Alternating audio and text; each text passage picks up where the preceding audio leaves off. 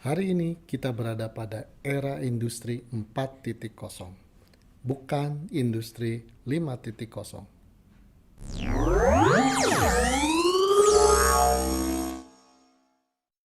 Apa beda revolusi industri 4.0 dengan society 5.0? Angka 4 dan 5 ini seringkali membuat kita bingung. Banyak yang mengira bahwa kita pernah mencapai industri 4.0 dan sekarang sudah tiba di industri 5.0. Pemahaman tersebut kurang tepat. Bagaimana yang lebih benar? Mari kita mulai dengan perkembangan industri ini. Ada perkembangan industri yang besar yang pernah terjadi dalam kehidupan manusia yang mereka beri istilah industri 1.0, 2.0, 3.0, serta 4.0. 1.0 ditandai dengan atau berasosiasi dengan mulai ditemukannya mesin uap. Sehingga dengan adanya mesin uap tersebut, itu digunakan secara massal di mana-mana untuk berbagai hal, untuk mesin-mesin di pabrik, kereta api dan sebagainya. Ya, sehingga dikatakan ini sebagai industri 1.0 karena betul-betul mengubah industri. Yang kedua, kurang lebih 100 tahun kemudian, 1800 sekian, itu ditandai dengan ditemukannya listrik yang dapat didistribusikan sampai ke tempat yang luas, ya, ke rumah-rumah, ke tempat-tempat bekerja dan sebagainya. Ini melahirkan revolusi baru lagi. Hal-hal yang tadinya tidak dapat dilakukan menjadi terbuka untuk dilakukan dengan adanya listrik di mana-mana. Termasuk mesin yang tadinya hanya mesin uap, sekarang sebagian berubah menjadi mesin listrik. Sekitar tahun 1900 sekian, mulailah ditemukan komputer. Awalnya hanya digunakan untuk penelitian. Lalu di lingkungan terbatas di pemerintahan, khususnya pemerintah Amerika. Lalu perlahan-lahan itu menjadi barang komoditas bisnis yang bisa dibeli oleh siapapun dan menyebar ke seluruh dunia.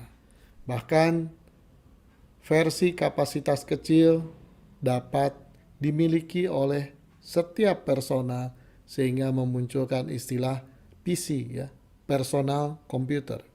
Komputer dipakai di mana-mana, mulailah era industri 3.0. Ditambah dengan ditemukannya internet. Internet dengan komputer bergabung melahirkan sesuatu yang luar biasa.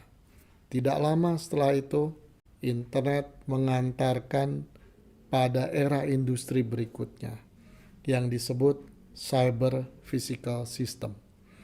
Ada teknologi-teknologi kunci dalam era ini. Yang dikatakan paling strategis adalah AI, Artificial Intelligence, kecerdasan buatan. Hal-hal yang tadinya hanya dapat dilakukan manusia dengan AI dapat dilakukan oleh sistem berbasis AI. Selain itu, robotik, big data analitik, IoT atau Internet of Things, virtual reality, dan sebagainya. Akhirnya melahirkan era industri baru yang kita alami hari ini. Jadi, kalau kita bicara industri, kita berada di era industri 4.0, bukan 5.0. Ya. Lalu apa yang 5? Ya, kita coba lihat berikutnya. Ini ada dua garis perjalanan waktu yang berbeda, kiri dan kanan. Yang kiri adalah perjalanan society atau masyarakat. Yang kanan adalah perjalanan industri atau revolusi industri. Ya. Revolusi industri seperti yang tadi sudah disampaikan, mulai dengan revolusi industri 1.0, 2.0, 3.0, serta hari ini kita ada di 4.0. Sementara kalau kita bicara society atau masyarakat, ya, konon manusia mulai dengan masyarakat berburu atau hunting society. Masyarakat di mana berpindah-pindah, tidak menetap di satu tempat. Biasanya tinggal dalam gua, kemudian mencari buruan. Setelah habis buruannya atau tanamannya, pindah ke tempat baru. Demikian seterusnya. Perlahan-lahan manusia mulai memahami cara bercocok tanam. Mulailah era masyarakat agraris. Manusia mulai menetap di tempat-tempat tertentu. Ya, hidup dari pertanian terutama. Ya, itulah era agraris, ya. Setelah itu mulailah era industri, berasosiasi atau dipengaruhi dengan mulainya industri 1.0, berdampak pada industrial society, terbentuknya society atau masyarakat industri yang awalnya dipengaruhi oleh industri 1.0, ya. Apa cirinya? Yang tadinya masyarakat bepergian naik kuda, kereta kuda kemana-mana, sekarang naik kereta api kemana-mana. Lalu proses di industri yang tadinya manual oleh manusia dilakukan, sekarang mulailah secara mekanik dilakukan dengan bantuan mesin-mesin uap waktu itu, ya. Lalu kemudian kira-kira 100 tahun kemudian ditemukan listrik yang memungkinkan didistribusikan kemana-mana. Ya, ini mengubah, masih dikategorikan industrial society, tapi berubah.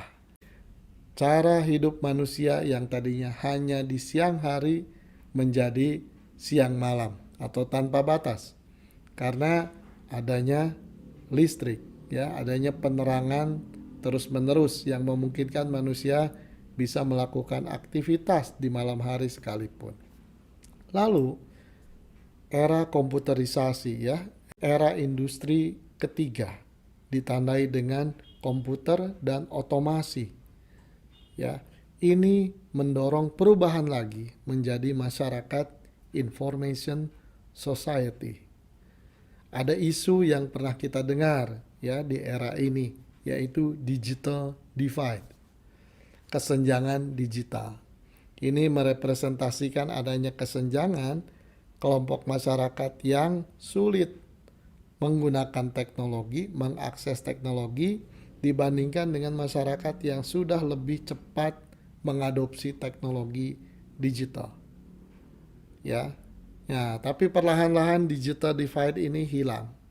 Istilah itu hilang, mengapa?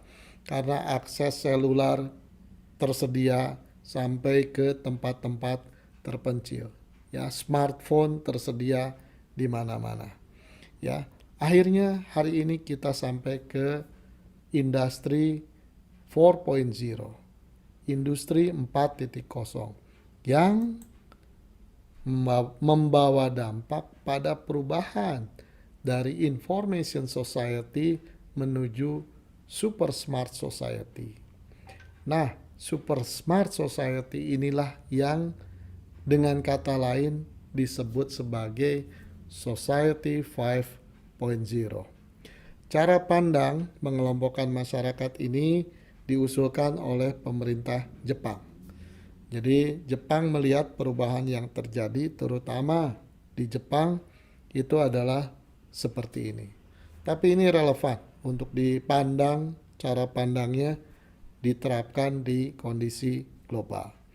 Jadi kesimpulannya, kita hari ini berada pada era industri 4.0 yang berdampak pada perubahan masyarakat menuju masyarakat 5.0.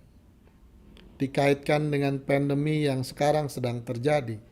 Perubahan masyarakat menuju 5.0 tadinya diprediksi akan berjalan masih lama. Tapi dengan pandemi ini satu hal yang tidak terduga. kita didorong mempercepat diri sampai ke era 5.0 lebih awal. Demikian penjelasannya, mudah-mudahan dapat dipahami. Terima kasih.